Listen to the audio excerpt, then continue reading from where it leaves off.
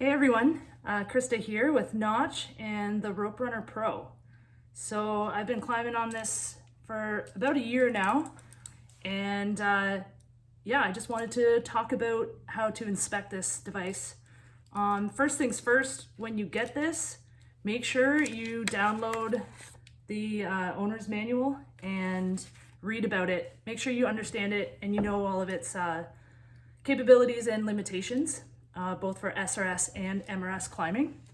Once you've done that, what also comes with it when you download and print it is an inspection sheet. So you can keep track of your inspections. Notch wants you to inspect them at least annually for like a full round inspection.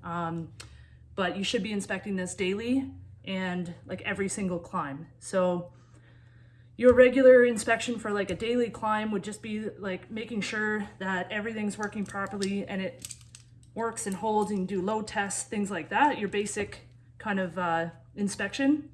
But your annual inspection, you're gonna get more in depth. You're probably gonna clean it, probably gonna lubricate it.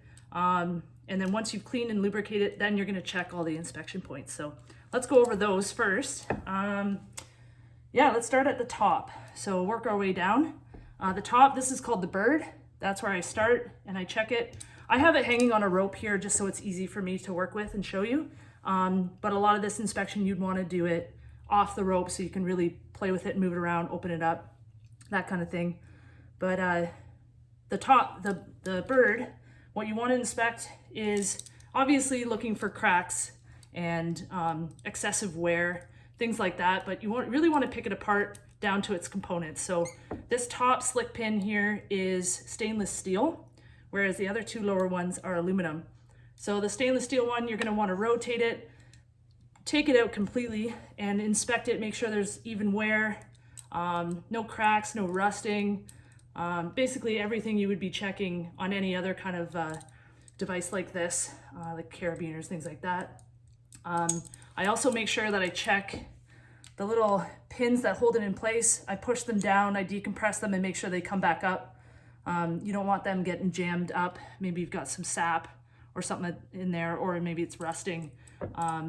So you're checking for that.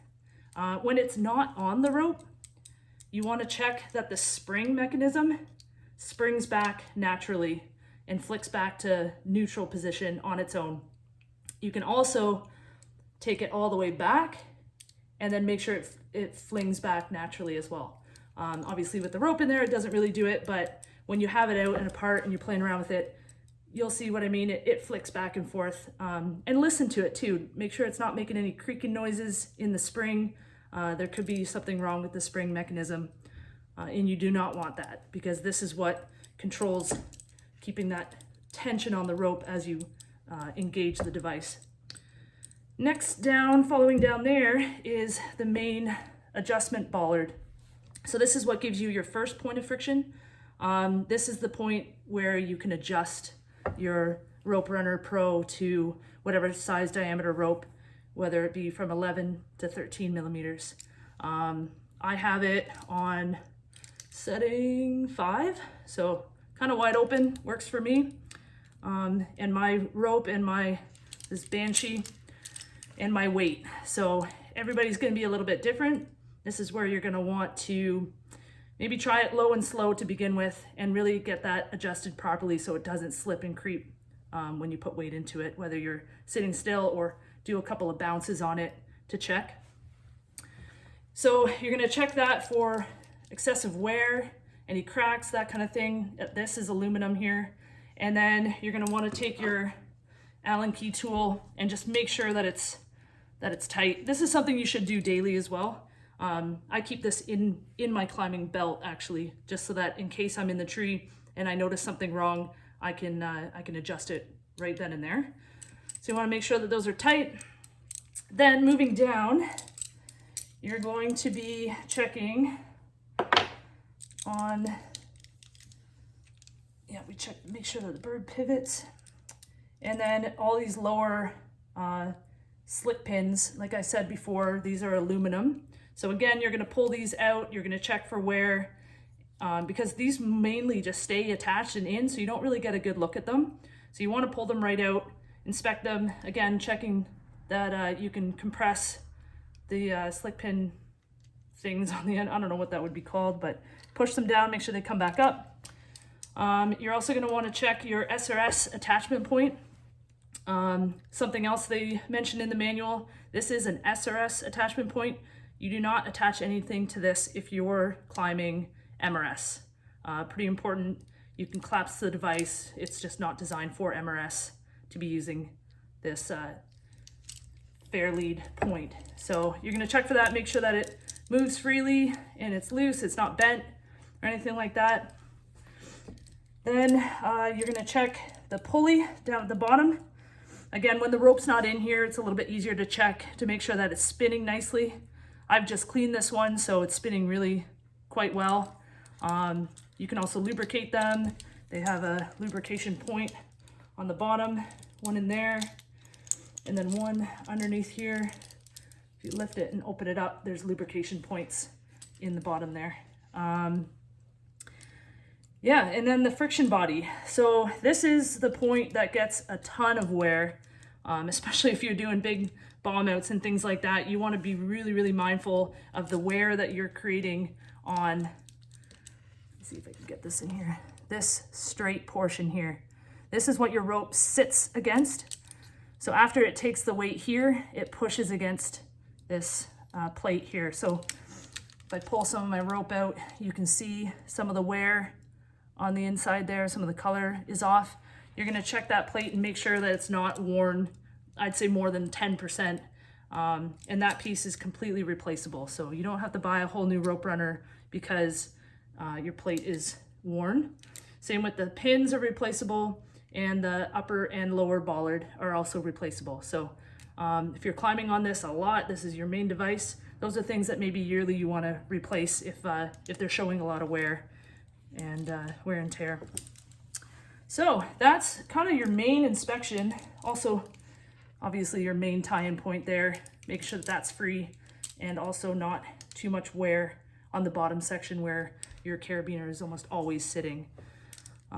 It does state in the manual that it is ideal to use a oval carabiner, just the way that it sits inside of the attachment point that they've created. I personally like to use the Rocco because it's got that captive section, kind of keeps it from slipping and turning and accidentally side loading your carabiner as you're climbing around. That's my personal choice. Yeah, so I would just maybe suggest that, or at least putting maybe like a little rubber becket or something on there just to hold it. And if not, be very mindful as you're climbing that you do not side load your carabiner in that attachment point. And another big one, don't leave anything attached to this SRS tether. I know it's tempting to maybe keep a carabiner on there so you can just quickly clip it to you, but what can happen is that little carabiner can, when you have the device collapsed, it can actually catch on top of the bird and remain there, and you go to sit down and boom, it stays open and you have an uncontrolled fall. So do not ever leave anything on here while you're climbing. Keep it on your chest ascender harness. So that's your main inspection. That's like a good annual inspection. You're gonna open it right up, take it all apart, clean it, lubricate it, and look at everything with a fine-tooth comb that you wouldn't normally on the job site. This is your life that's in this, and it's your responsibility to make sure that it is working and functioning properly, and you're using it in the right manner, and you have the right compatibility as far as rope diameter, your weight, what you adjust it to, and how you use it. If you are going to be using it MRS style, that's cool too. They just suggest that you have something on your bridge that keeps the device separate from like your working end from your stationary point, because if your standing part of your rope is too close, it can engage the runner. So you want to keep them separate. So they suggest using the rook on your bridge so you can connect the runner and your splice or your attachment knot to these to keep them separated and keep that good safe distance. So that's suggested. Otherwise, yeah, low and slow. It can be quite a learning curve going from hitch cord, and especially from MRS to SRS and not having any SRS experience. I would really highly suggest trying this out on the ground first and just getting a feel for it, and then start graduating up higher and higher. But just making sure you have it adjusted properly is the very first key ingredient to this working properly. And best thing would be that you climb with someone that's already used it and understands it and knows it, that makes sure that you have it set up properly, you're using it properly, and then you'll feel a little bit more confident in learning how this device works. So yeah, that's what I gotta say about the Rope Runner Pro. I hope you're all enjoying it, and as much as I am, and be safe. Thanks.